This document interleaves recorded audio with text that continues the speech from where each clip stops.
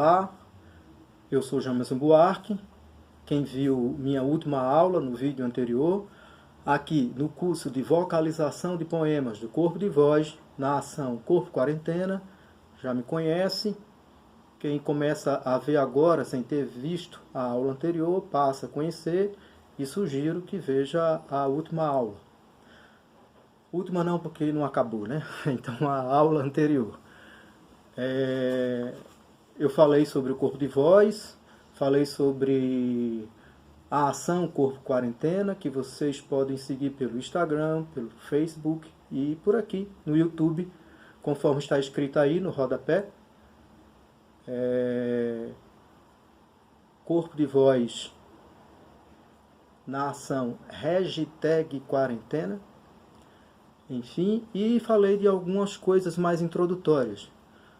Vou retomá-las. A primeira que retomo diz respeito à antologia, à seleção de poemas que vão ser vocalizados. Sobre isso, chamo a atenção novamente que o Corpo de Voz é um grupo e, como tal, trabalha com uma série de poemas. Eu apresentei que o nosso padrão gira em torno de 30 poemas. Normalmente distribuímos isso na apresentação em blocos, 2, 3, 4, 5 blocos. Os poemas com extensão de meia página a 3 páginas. O normal de 1 página, assim, num formato típico de livro. O Corpo de Voz tende a apresentar lendo e vocalizando o poema em mãos, num livro ou numa folha, às vezes até num smartphone, num tablet. Lá o poema aqui, que está sendo acompanhado a leitura, enquanto a performance vai se dando na voz, muitas vezes com o corpo também em performance. Esse é o nosso trabalho. Você vai fazer o trabalho individual, não carece, digamos assim, de uma coleção tão extensa de poemas. Porque você vai se apresentar num sarau, ou porque pretende, num dado momento que estiver no sarau, vocalizar um poema, ou porque pretende vocalizar um poema para alguém, enfim, ou porque quer exercitar, quer experimentar isso como uma das maneiras de leitura e de poesia, até porque a vocalização é um modo de você interpretar o poema também, quando você dá a voz a ele. Então, se você quer fazer isso, não precisa de tantos poemas, uma antologia extensa, um pequeno conjunto. Que eu chamei a atenção que esse conjunto depende de você em relação a alguns fatores. O Corpo de Voz se envolve muito com o contexto, a realidade política e social num dado momento histórico. Isso não impede de haver uma seleção com uma afetividade, uma sentimentalidade, muito embora ficamos sempre com os sentimentos, né, e a afetividade em compromisso, numa escolha que diz respeito a um contexto político, a um contexto econômico, a uma realidade social, um momento histórico. Há uma grande afetação pessoal, não somente coletiva, mas pessoal, coletiva, no momento de contexto pandêmico como que vivemos, sobretudo mediante, no caso brasileiro, a regência de um governo fascista. Então isso nos agoniza, deprime, revolta, entristece, provoca raiva, enfim. Então há afetos envolvidos também e, consequentemente, a nossa sentimentalidade entra em jogo. Eu apresentei o poema Canção deste livro, Meditações, publicado em 2015, como eu disse, pela Martelo Casa Editorial, que está na página 60, e fiz aquilo que eu chamei de vocalização branca, derivada da leitura branca, muito praticada no teatro, e depois apresentei uma vocalização performática típica do que o Corpo de Voz faz.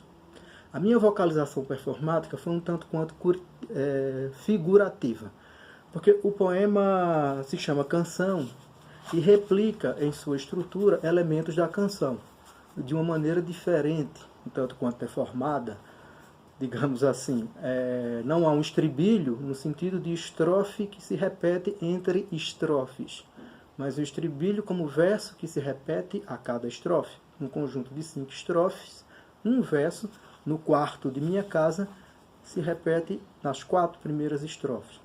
E o quarto, que é o mundo do eu lírico,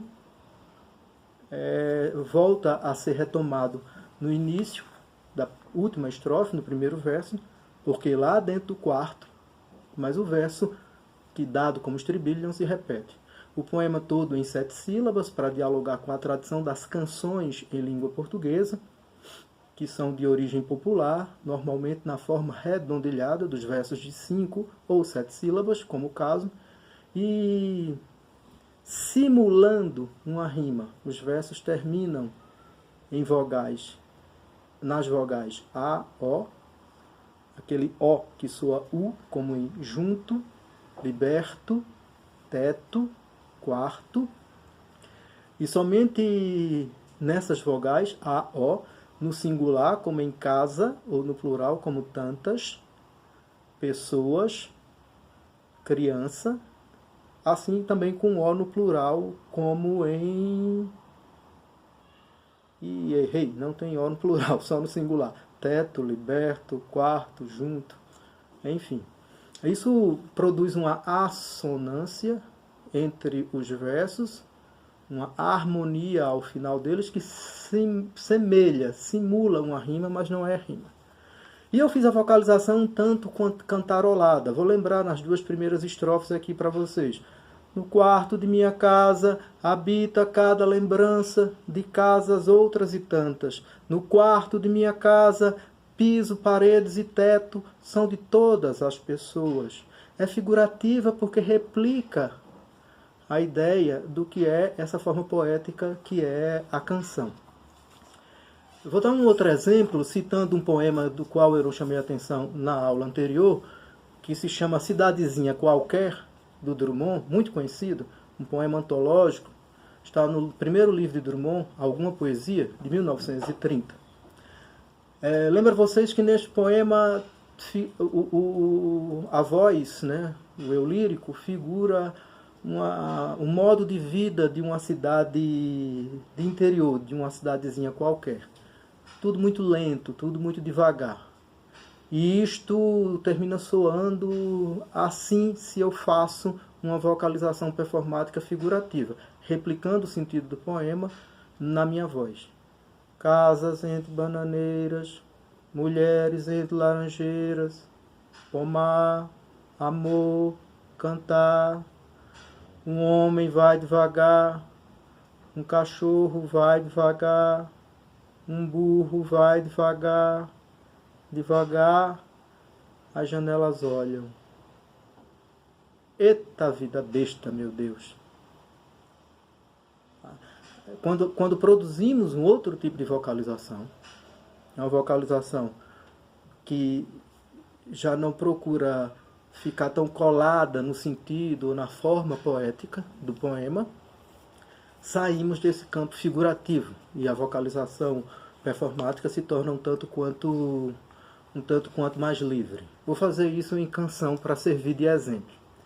Vamos pensar que alguém me indagou perguntando como é meu mundo, ou dizendo para mim, acusando, ou apontando, ou preconcebendo que meu mundo é um mundo de um indivíduo só. O meu mundo é somente meu. E eu vou e respondo, não, meu mundo não é assim. Meu mundo não é somente meu. Meu mundo é um mundo do povo, é um mundo coletivo. Eu vou dizer dessas maneiras. E aí eu traduzo no poema o mundo como meu quarto, como uma figuração daquilo que seria somente meu, não sendo. Seria o meu lugar individual, não sendo. E pego essa ideia, né, essa situação, algo que dramática, que situei aqui, que alguém está me dizendo disso, ou me acusando disso, ou me indagando, enfim, num diálogo ou não. Seu mundo é isso, seu mundo é aquilo. Eu, não, meu mundo não é assim. No quarto de minha casa habita cada lembrança de casas outras e tantas. No quarto de minha casa, piso, paredes e teto são de todas as pessoas. No quarto de minha casa, todos. de todas as épocas, vivem longe da distância. Errei. Vivem longe da distância. A primeira vez que fiz esse tipo de performance, inclusive para esse poema, porque eu já tenho configurado comigo aquela performance figurativa, cantarolada, e acabei de... Na verdade, eu tinha imaginado que faria isso e terminei reproduzindo. Já errei de imediato. Eu sugiro sempre exercitar bem antes, para não chegar nesse ponto. No quarto de minha casa habita cada lembrança de casas outras e tantas. No quarto de minha casa, piso, paredes e teto são de todas as pessoas. No quarto de minha casa, todos, de todas as épocas, vivem longe da distância. Essas são as 3 primeiras estrofes. Esse é um tipo de vocalização performática livre. Aqui eu produzo como eu quero mediante uma interpretação, não procuro entender o poema para grudar a minha vocalização no entendimento que tenho dele. Procuro entendê-lo para produzir uma variação. Nem grudo na forma poética, porque é uma canção, etc. Enfim, isso é a minha primeira demonstração com retomada ao poema que citei. Eu falei que iria ler um trecho de Dentro da Noite Veloz a respeito do Che, mas hoje eu mudei de cenário e o Che não está aqui, a Angela J. Davis que está. Então eu vou ler o poema do Goulart, aliás, o trecho de Dentro da Noite Veloz, na próxima aula. Aí eu volto ao cenário anterior. Agora eu vou caminhar para a conclusão com a leitura de um soneto de Hilda Hilst. Isso eu disse que faria e vou fazer. Trata-se do segundo soneto de uma suíte, uma coleção de poemas, que tem 7 sonetos, chamados de sonetos que não são. Esses 7 sonetos foram publicados pela Hilda pela primeira vez no conjunto chamado Poesia 1959 a 1979, publicação de 1980 pela Quiron e pelo Instituto Nacional do Livro. Em 1999, a Masao Ono publicou num conjunto chamado Do Amor. Em 2017, que é a edição que eu uso, embora eu vá ler aqui no laptop, tem o conjunto da poesia da Hilda Hilst, uma publicação da Companhia das Letras.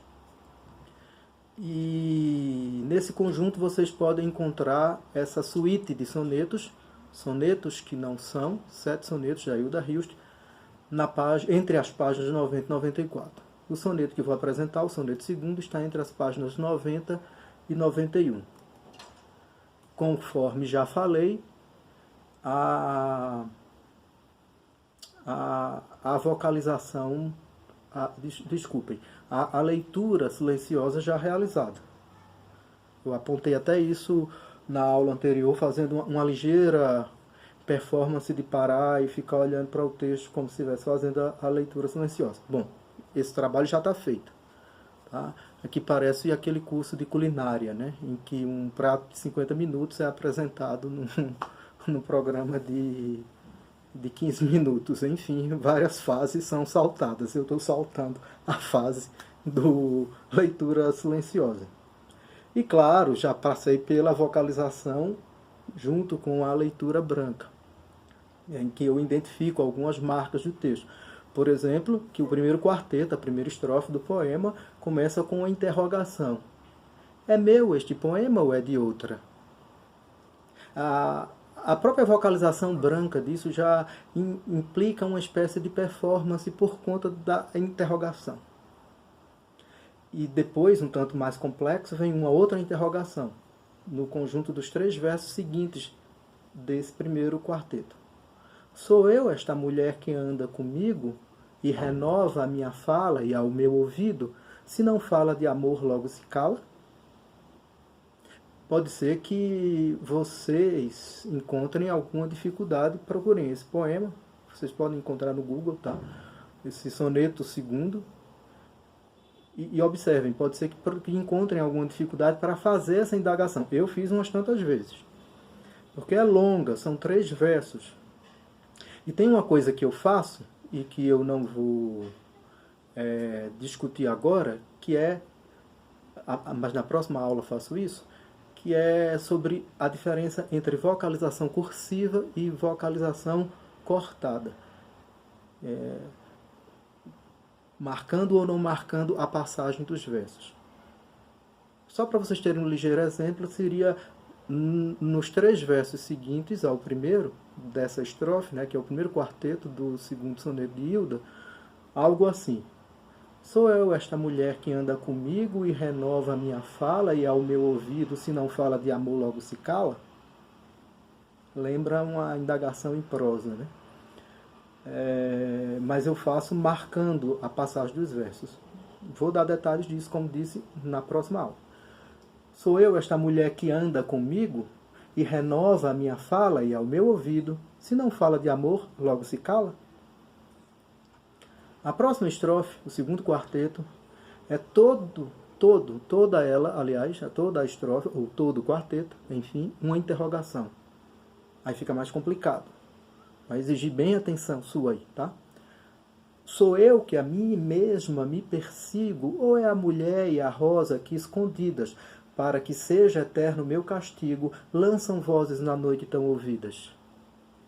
E aqui há uma coisa que acontece, é que o terceiro verso é uma espécie de oração intercalada, interpolada entre os 2 primeiros e o último verso do quarteto, que está entre parênteses, para que seja eterno meu castigo. Um verso que se refere aos versos anteriores e aponta para o próximo verso. O primeiro terceto começa a responder essas 3 indagações. Lembro, a primeira indagação lá no primeiro verso do primeiro quarteto. A segunda indagação são os 3 versos finais do primeiro quarteto. Todo o segundo quarteto é ele uma indagação. E agora vem a primeira resposta. Já no início do primeiro terceto. Não sei. E um comentário sobre a resposta. Isso é o começo do verso. Não sei. Ponto. Uma estacada. E ela ainda comenta: de quase tudo, não sei nada. Estacada de novo. E continua: o anjo que impulsiona o mundo. Repetindo. Errei. O anjo que impulsiona o poema não sabe da minha vida descuidada. Volta ao sentido conjunto do poema no terceto final de arremate. A mulher não sou eu. Se vocês observaram, há uma tensão de identidade, uma tensão do self entre quem diz o poema, se sou eu mesma, aquela que redige, ou se uma outra que intervém nela enquanto escreve. A mulher não sou eu, e perturbada, a rosa e seu destino eu a persigo, em direção aos reinos que inventei.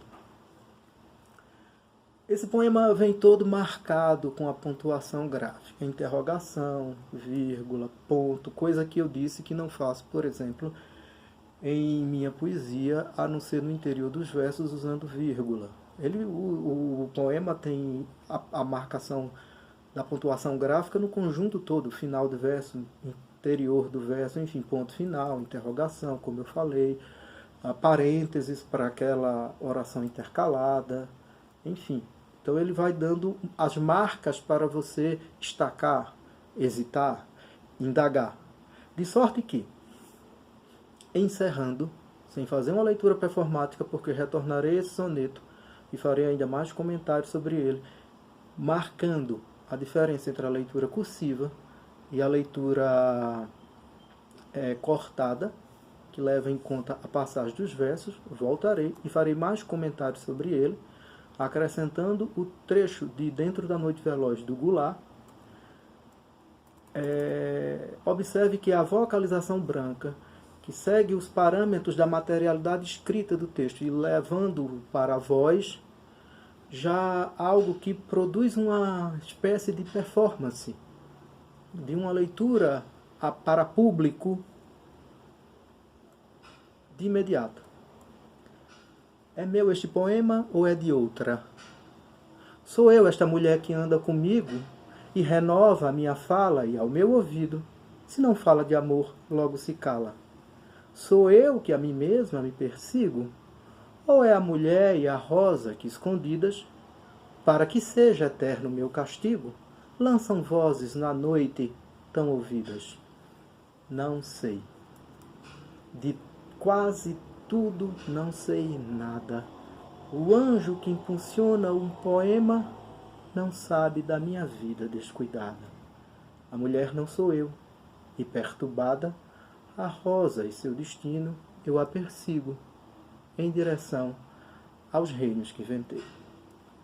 É isso, obrigado, divulguem nosso curso, curtam, comentem, respondam aos comentários, cuidem-se, saúde, ignore o presidente, fique em casa.